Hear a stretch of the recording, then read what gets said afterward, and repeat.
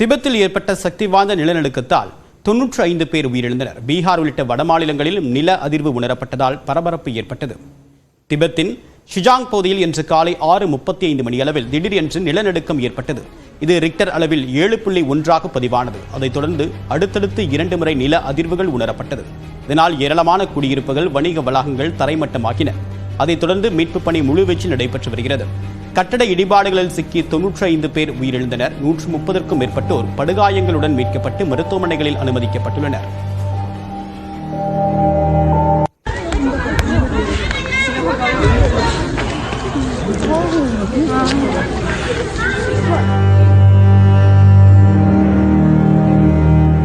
Tibet மட்டுமின்றி வட இந்தியாவிலும் நில அதிர்வு உணரப்பட்டது. டெல்லி, பீகார் உள்ளிட்ட மாநிலங்களில் நில அதிர்வால் மக்கள் வீடுகளை விட்டு வெளியேறினர்.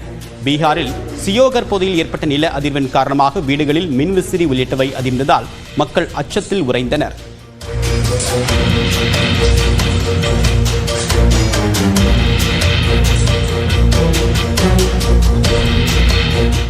சீனா, தைவான், நேபாளம் ஆகிய நாடுகளிலும் நில அதிர்வு உணரப்பட்டது.